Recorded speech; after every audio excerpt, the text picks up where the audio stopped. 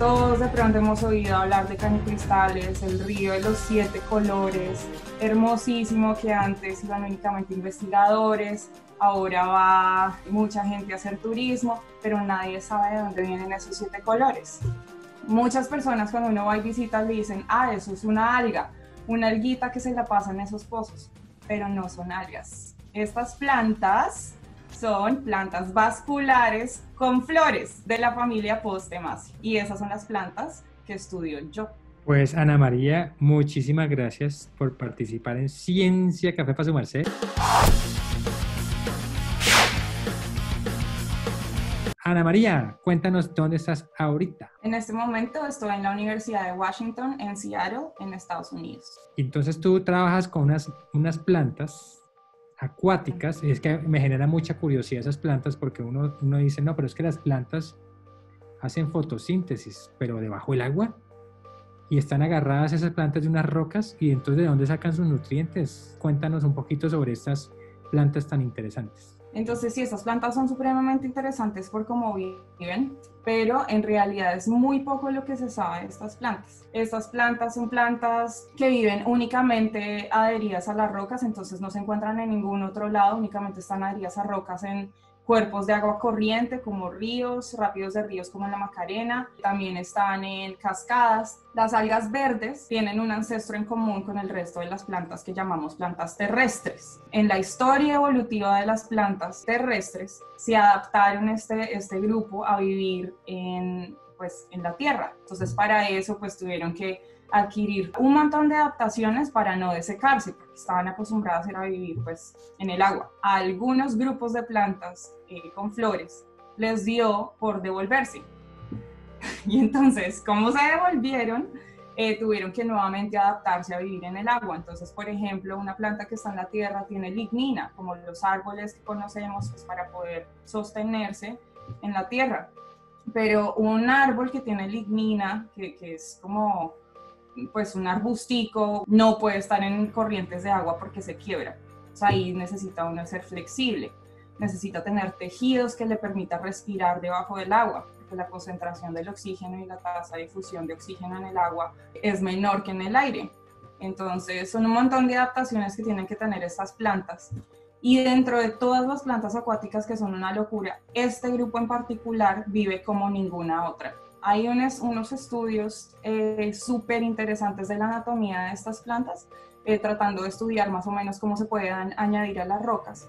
Y lo que se encontró, que es increíble, es que utilizan un biofilm de bacterias, de cianobacterias. Es como una simbiosis, entonces las cianobacterias las mantienen sujetas a la roca. Y son ¿Cómo así? O sea, hay unas bacterias que están en la roca y que permiten que la planta no se caiga. No. Sí, sí. Entonces, para poderlas colectar, uno tiene que usar una navaja para poderla soltar de la roca, o sea, así de fuertes están adheridas a la roca. Por ejemplo, en la Macarena, uno ve la especie que está en la Macarena es Macarenia clavigera, es un grupo supremamente diverso, la familia, y la que está en la Macarena es endémica de la Macarena, se llama Macarenia clavigera, que a todas estas va a cambiar de nombre, si no cambió el nombre ya, a Rhincolasis clavigera. Y, cambió incluso de género, Ala. Sí, cambió de género porque ese era un género monotípico. Género monotípico significa que tiene solo una especie. Entonces resulta que si uno va a la Macarena, mucha gente puede pensar, uy, pero es que yo veo que una es verde, que otra es roja, que otra es rosada. Pero esa es la misma especie, simplemente que cambia los pigmentos, tiene diferentes tipos de pigmentos y cambia su coloración dependiendo de su exposición al sol. Entonces en las zonas en que está más oscura son más verdes, en las zonas en que está más expuesta son más rojitas. Entonces, ¡ah, caray! O sea que si hay un árbol ahí encima, entonces las que están debajo del árbol son de un color y las que están por fuera expuestas a la luz. Sí, mira tú uno cómo aprende.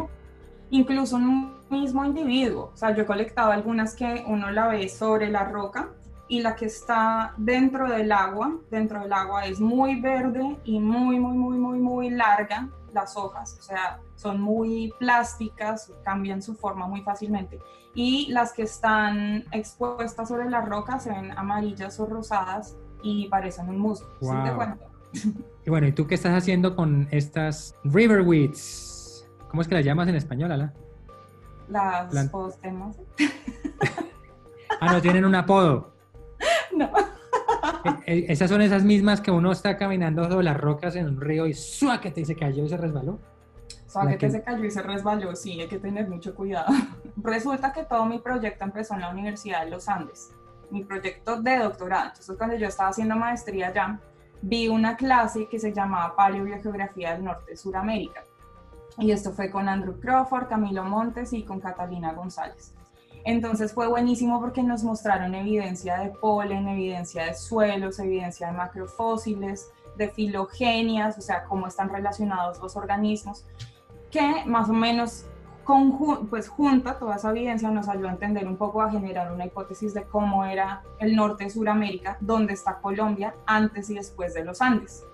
Entonces esa hipótesis dice, antes de que estuvieran los Andes, el norte de Sudamérica era un gran humedal, con algunos ríos internos, pero nada parecido a las cuencas hidrográficas que conocemos ahora.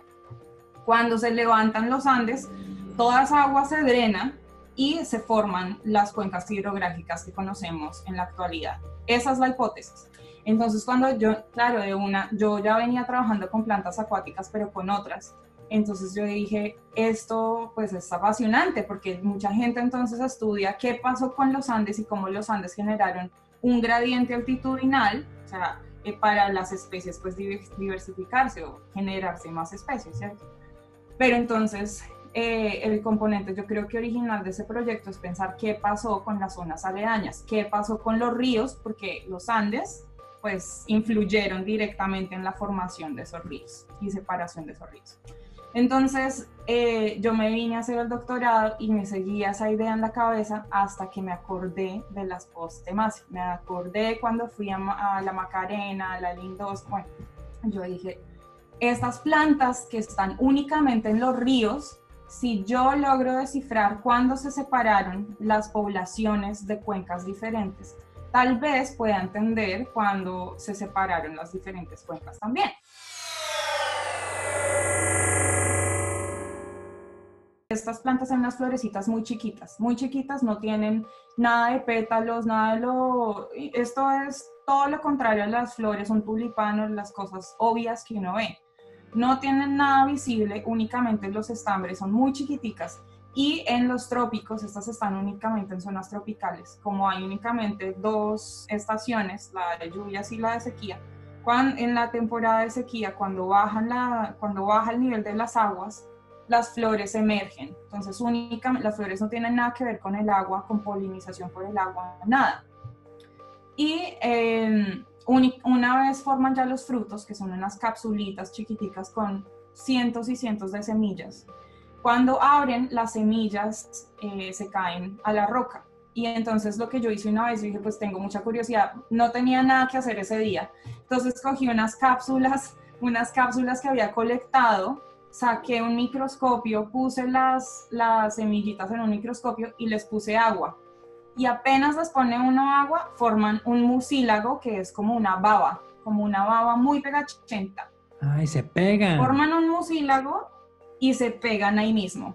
Entonces, por eso es que se cree que son su distribución es muy restringida porque no pueden dispersarse fácilmente. Bueno, otra cosa es que las aves, que son las que siempre se tiran todo el cuento de todos los botánicos, y es que si una ave se para en una roca y se le pega, existe la posibilidad que pueda haber una dispersión a larga distancia de esa manera. Sí, esas aves se tiran todos los cuentos bonitos.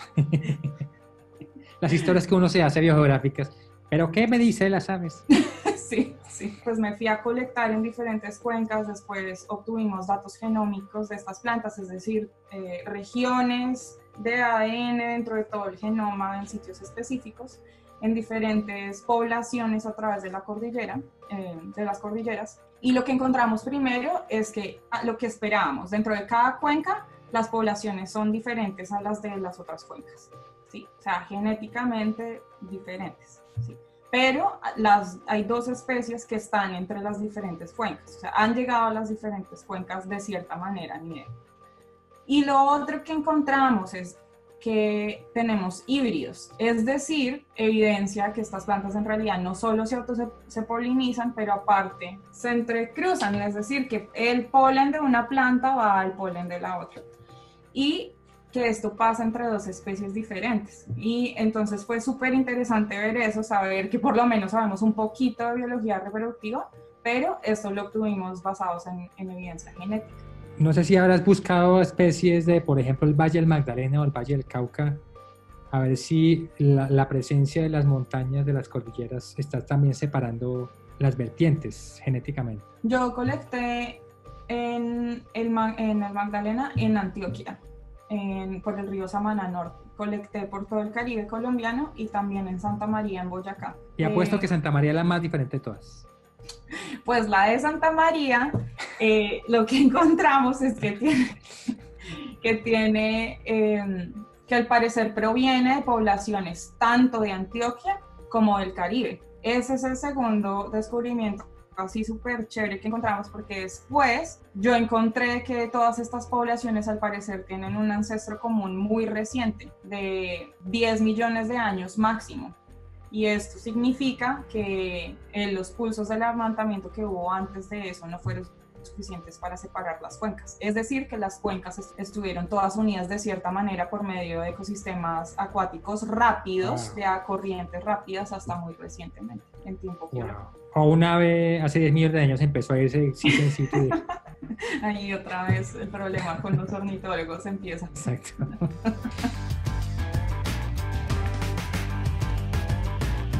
Anécdota científica. Esta fue cuando estaba yo haciendo un inventario de plantas acuáticas de la Orinoquía colombiana con Santiago Madriñán de los Andes. Y entonces resulta que yo estaba trabajando con un género de plantas acuáticas que se llama Ludwigia y vimos una orquídea. Entonces orquídea es como, yo no sé cómo será para los de ranas esto, pero para los ornitólogos es como un colibrí. Entonces la típica que a todo el mundo le gusta, una orquídea. Pero pues uno que le gustan las plantas pues busca otras cosas más raras, ¿no? Uy, no, hay que colectar la orquídea acuática, Y entonces pero estaba dentro de una mata de pasto, entonces tuvimos que retroceder en el bote, en la lancha, y después irnos con toda para meternos hacia la mata. Y apenas nos metemos, pues veo una planta así chiquititica, con un fruto muy particular que es torulado, es decir, que se ve así como cuando uno tiene artritis, así se veía.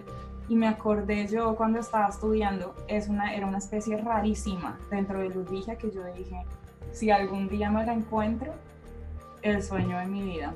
Así chiquita, entonces se nos olvidó la orquídea. ¿Y la agarraste? Claro, la colecté y es uno de los poquitos registros que hay de esa planta. ¡Ah, bestia! Ah, bueno, agradezcale a la orquídea. Sí, ahí me tocó agradecerle a la orquídea, pero la ignoré. Ana María, muchísimas gracias por haber participado en Ciencia Café. Ciencia, paso un